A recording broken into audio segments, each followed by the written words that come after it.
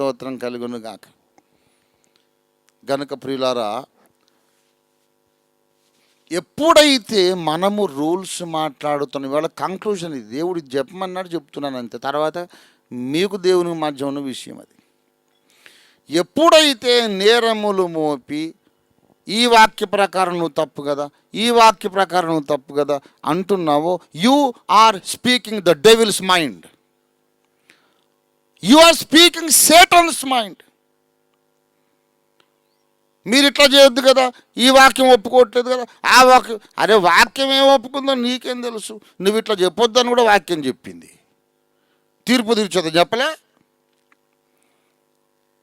అతడు ఈ వాక్య ప్రకారం ఆ వాక్య ప్రకారం తప్పు తప్పని నువ్వు అంటున్నావు కదా, ఈ రకంగా నీ సహోదరులకు తీర్పు తీర్చడానికి నీవెవడు అని బైబిల్లో లేదు. పరుని సేవకునికి తీర్పు తీర్చడానికి నీవెవడం లేదు. ఒకడేమో ఒక వచనం ప్రకారం తప్పు చేస్తే వాడు తప్పు చేశాడని చెప్పటం ద్వారా ఇంకో వచనం దృష్టిలో నువ్వు దోషి. When you are keeping on blaming people, you are speaking out the mind of Satan, the devil. So I don't speak the mind of the devil. ఎందుకో తెలుసా? Any rule must be applied situationally. A rule అయినా సన్నివేశాత్మకముగానే apply చేయాలి. అందరికీ ఒకటే rule ఉండదు. అన్ని సన్నివేశాలకు ఒకే మంచి చెడులు అప్లై కాదు. వాళ్ళ సిచ్యువేషను, వాళ్ళ బాడీ కెమిస్ట్రీ, వాళ్ళ యొక్క జీన్స్, జెనెటిక్ ఫ్యాక్టరు, వాళ్ళ బ్రాటప్, వాళ్ళ పెంపకము, వాళ్ళకు ఉన్నటువంటి పరిస్థితులు, పరిమితులు అన్నీ కలిసి వీడు ఇట్లా చేస్తే మంచిదా కాదా అని ఆ కృపామయుడు ఒక్కడే న్యాయమైన తీర్పు తీర్చగలడు. దేవునికి స్తోత్రం కలుగును గాక. హల్లెలూయా. ప్రియులారా, మంచిగా పెళ్లి చేసుకొని సంసారం చేసి పిల్లలు ఉండి అందరూ ఉండి హ్యాపీ ఫ్యామిలీ ఉన్నామే, ఒక యవనస్తురాలని విధవరాలని గురించి మాట్లాడితే ఎట్లా అంటే, ఇది చెప్పుతో కొట్టొద్దు మాట్లాడుతున్నా నేను. ఇది న్యాయమేనా? నీకేమో అన్ని సమకూడి ఇంట్లో హ్యాపీగా ఉన్నావు, దానికేమో పెళ్ళే 4 నెలలకు భర్త పోయాడు, మరి దాని గురించి ఎందుకు మాట్లాడాలా? నీ భర్త పోతే నీకు తెలుస్తుంది. సిచ్యువేషనల్లీ ప్రతిది కూడా న్యాయాన్యాయాలు నిర్ణయించబడతాయి. న్యాయపీఠం మీద యేసు ఏది మాట్లాడతాడో అది నేను మాట్లాడుతున్నా. ఇప్పుడు నన్ను అందరూ సేవకులు ఇష్టపడరు అంటే ఇంకేమైనా ఆశ్చర్యం ఉందా? ఎందుకే ఇష్టపడరు? మరీ అంత డైరెక్ట్ అయితే ఎట్లా అండి? అంటే డైరెక్ట్ ఏముంది, ఇండైరెక్ట్ ఏముంది? 2 ఏళ్ళు 4, 2 ఏళ్ళు 4 అని చెప్పరు. అంటే 2 ఏళ్ళు ఏంటంటే 3 + 1 అండి అంటాడు. అట్లే 4 కదా. ప్రియులారా, తప్పులు అనేవి ఎప్పుడు కూడా ప్రపంచమంతటికి, క్రైస్తవ సమాజం అంతటికి, వ్యక్తులందరికీ సమానముగా ఉండవని నేను మొదటిసారి చెప్పానా? ఎన్నిసార్లు చెప్పాను? 100ల సార్లు, 1000 సార్లు ఏమో మరి తెలియదు. పసిపిల్లవాడు ఒకడు, నాకు పిల్లలంటే ముద్దు, మీకు అందరికీ తెలుసు. తప్పటడుగుల పిల్లవాడు నా వాక్యం వింటూ బోధ వింటూ వచ్చి తప్పటడుగులు వేస్తూ వస్తే ముద్దు వస్తాడు, ఇక్కడ దాకా వస్తాడు, ఈ గ్లాసు ముట్టుకుంటాడు. వాడు పట్టుకుపోతే చిట్టి చేతులు, వాడికి ఆ గ్లాసు చెయ్యి సరిపోదు, కింద పడి భళ్ళుమని పగిలిపోతుంది. నేను కొరడా తీసుకొచ్చి వాడిని సావచిత కొడతాను, వాడు ముద్దు వస్తాడు. నా గ్లాస్ పగలగొట్టాడని కొట్టను, ముందు వాడిని ఎత్తుకొని ఆ చిన్ని పాదాలకు గాజు పెంకులు గుచ్చుకుంటాయి, వాడిని ఎత్తుకొని అరే ముందు క్లీన్ చేయండి, ఎరా నీళ్ళు కావాలా, బంగారు కొండ పర్లేదు, వాడు 100 ముద్దులు పెట్టుకుంటా గ్లాస్ పగలగొడితే. అదే ఇప్పుడు ఈ చందుగాడు వచ్చి ఈ గ్లాస్ తీసి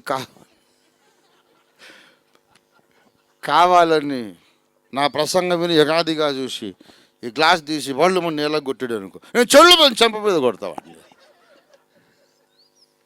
అదే గాడిద ఎందుకు గ్లాస్ పగలు కొట్టు అంటే, నాన్న నువ్వు పక్షపాతివి, మొన్న ఆ చిన్న పిల్లవాడినేమో ముద్దు పెట్టుకున్నావు, అదే పని నేను చేస్తే నన్ను కొట్టావు, నువ్వు అన్యాయం చేస్తావు అంటే నోరుమై అని ఇంకో దెబ్బ కొడతాను నేను. పిచ్చి పిచ్చిగా మాట్లాడితే కుర్చీ కట్టేసి కొడతాను మళ్ళీ. ఆ చిన్నోడు నువ్వు సమానం పెట్టరా నువ్వు? వాడేమో తెలియక చేశాడు, నువ్వు తెలిసి చేశావు.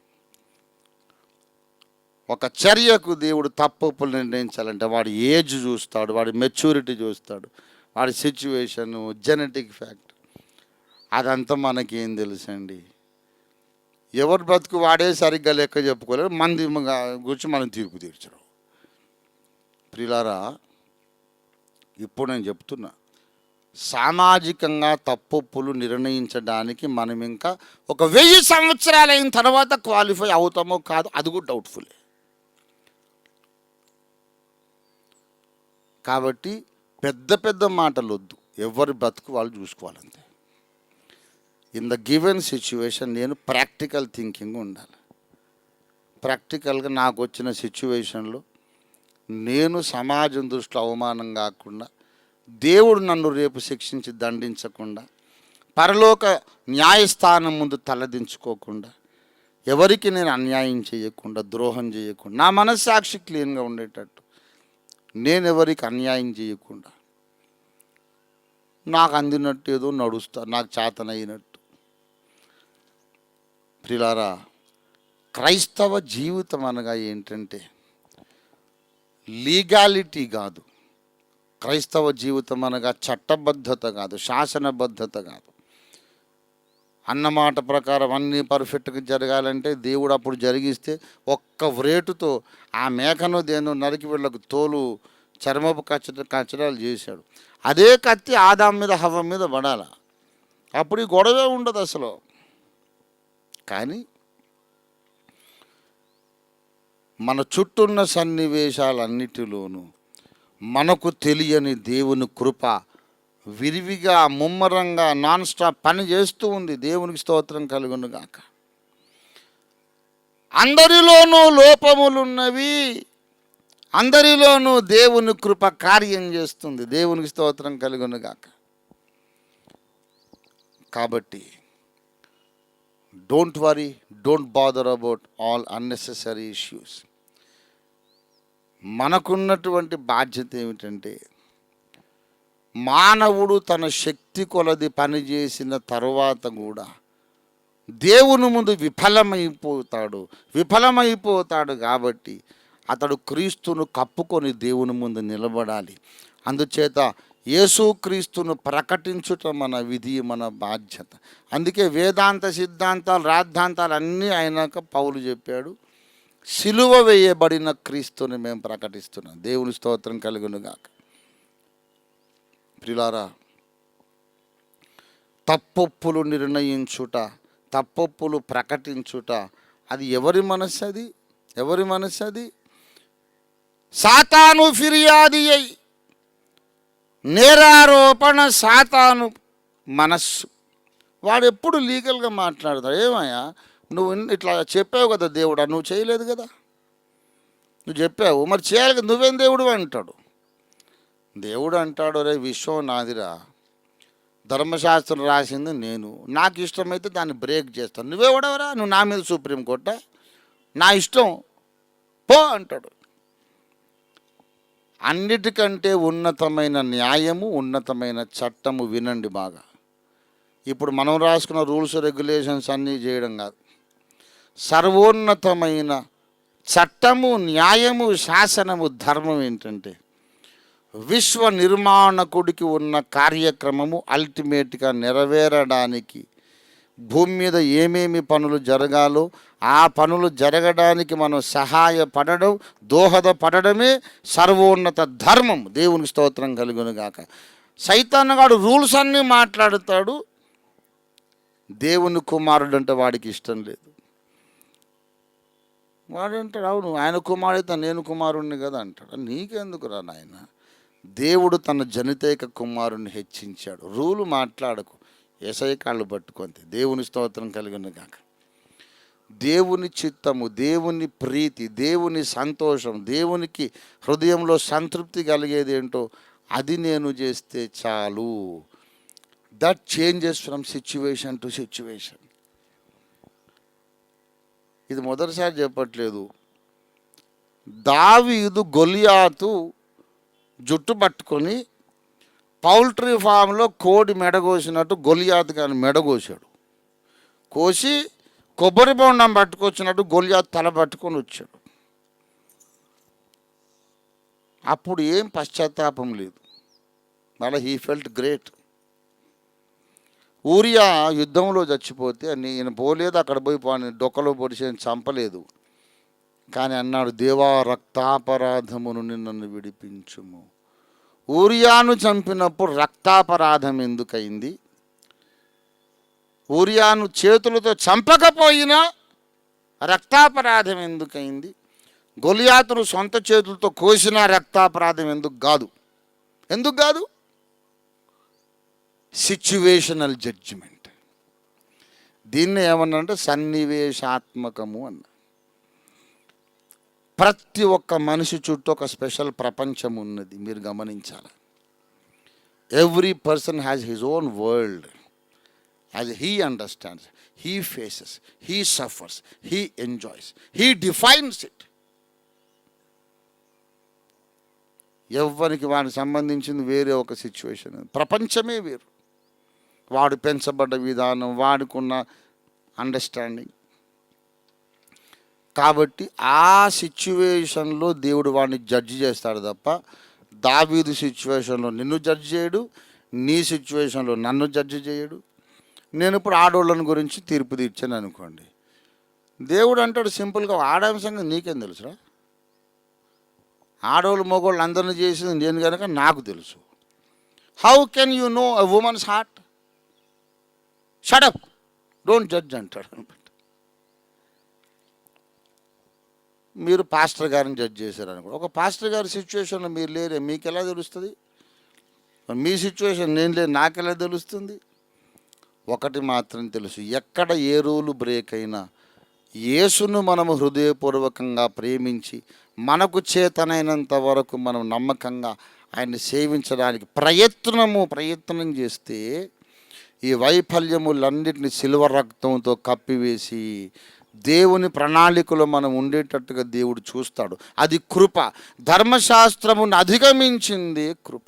రూలు మాట్లాడడమేమో సైతాను చేతిలో ఉంది, రూల్ను మించి పనిచేయడం దేవుని చేతిలో ఉంది. ఆ నీతి మనకున్నది. రోమా 3వ అధ్యాయము 21వ వచనం, ఇట్లుండగా ధర్మశాస్త్రమునకు వేరుగా దేవుని నీతి బయలుపడుచున్నది. ధర్మశాస్త్రానికి వేరుగా. రోమా 8వ అధ్యాయము 2వ వచనం, ధర్మశాస్త్రము దేనిని చెయ్యజాలకపోయెనో దానిని దేవుడు చేసెను. ఇదండి కృప. నాతో పాటు అందరూ వల్లించండి. ధర్మశాస్త్రము దేనిని చెయ్యజాలకపోయెనో దానిని దేవుడు చేసెను. రూల్స్ అన్నీ కలిసి ఏదైతే చేయలేకపోయినాయో దాన్ని సిలువ రక్తం చేసిందంతే. దేవుని స్తోత్రం కలుగును గాక. That is Christianity and that is redemption and that is God's grace. ఇది ఏబిసిడి.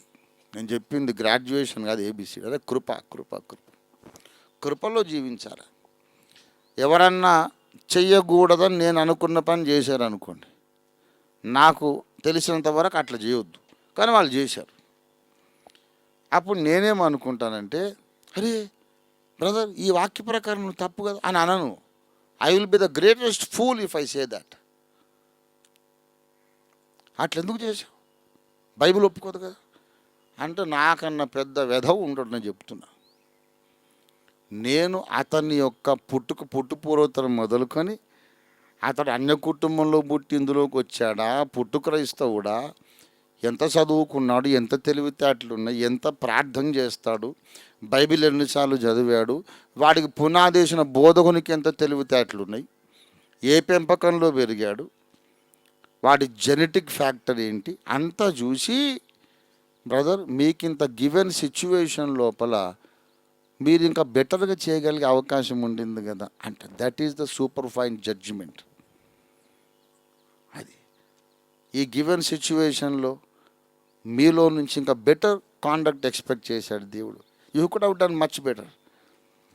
అంతే తప్ప no, the word of God condemns you. అన్నాడంటే వీడు ఒక సెకండ్ సైతాన్ అన్నమాట. ఏం కండెమ్స్ ఆ రూల్ మాట్లాడి వాడేమో ఈయన మీద నేరం మోపుతాడా? మరి వాడి బతికేంటి మనం అడుగుదాం. వాడి బతికేంటి? వాడి బతుకు సరిగా ఉంటే దేవుడు ఎందుకు తోసేశాడు? ప్రియులారా, సంఘములో సాతాను యొక్క మైండ్ పనిచేస్తుందని నేను చెప్తున్నా. సంఘ కాపరిగా సంఘస్థులలో చాలామందికి పరిసయ్యుల ఆత్మ వచ్చింది. మీరు నా పిల్లలు అదంతా ఉతికేసుకొని శుభ్రం చేసుకోండి. సంఘంలో కూర్చొని ఏదైనా అట్లా చేయాల్సింది కాదు. ఆయన వీడు పెద్ద పరిసయుడు అలాగెప్పుడు అనుకోకండి. అలా అన్నారంటే మీరు ఎవరిని విమర్శిస్తున్నారో వాళ్లకు ప్రమాదం కాదు, మీకే ప్రమాదం. మీ లోపలికి మెల్లగా జ్వరబడుతుంది. ఏం జ్వరబడుతుంది? సాతాను యొక్క మనస్సు, సాతాను ఆలోచన విధానం, పరిసయ్యుల యొక్క ఆత్మ జ్వరబడుతుంది. Don't judge anybody. You don't know, you don't have that wisdom. అంత తెలివి నీకు లేదు. ఎవరిని జడ్జ్ చేయదు. ఆ అమ్మాయి అట్లా చేయొద్దు, ఈ అబ్బాయి ఇట్లా చేయొద్దు. ఏంటట్లా చేసేది? నీకేం తెలుసు? దాని జెనెటిక్ ఫ్యాక్టర్ నీకేం తెలుసు? బ్రాటప్ నీకేం తెలుసు? ఆమె చుట్టూన్న ప్రపంచం నీకేం తెలుసు? ఏ సిచ్యువేషన్లో బాడీ కెమిస్ట్రీ ఎట్లా పనిచేసి నీకేం తెలుసు? సంఘములో చాలామందిలో ఈ ఫిర్యాదీ మనస్తత్వం పని చేస్తోంది. ఒకరు ఇద్దరు కాదు, సో మెనీ ఐ నో. ఆయన వాక్యం బాగుంటుంది కానీ అదొక్కటి విషయం అట్లా చేసేది లేకుండే. అరే నీకు ఇంకా పెళ్ళే కాలేదు, పెళ్ళైన తర్వాత భార్య వెళ్ళిపోతే ఏం బాధ నీకేం తెలుసు? కాబట్టి ఇన్ ఎ గివెన్ సిచ్యువేషన్ సన్నివేశాత్మకమైన తీర్పు దేవుడు మాత్రము తీర్చగలడు. మిగతా వాళ్ళు ఏం చేయాలంటే, ప్రభువా ఆ సిచ్యువేషన్లో ఆయన ఏం చేశాడో తప్పో ఒప్పో నిర్ణయించేది నువ్వు, అది నా పర్వ్యూలోనే. It is not in your purview. నేను దేవునిలో ఎట్లా ఎదగాలని అందరూ చూసుకోండి. ఎవరికి వారు తమ సొంత పరిశుద్ధత మీద దృష్టి పెడితే త్వరలోనే మనము వ్యూహిత సైన్య సమ భీకర రూపిణి కాగలుగుతాం. ప్రపంచాన్ని సంస్కరించాల్సిన సంఘం ఫిర్యాది మనస్తత్వంతో ఉంటే ఆ పని చేయలేదు. మనం క్రీస్తు మనస్సు కలిగి ఆ పని చేద్దాం. దేవుడు మనకు సహాయం చేయనుగాక. రండి ప్రార్థన చేసుకుందాం.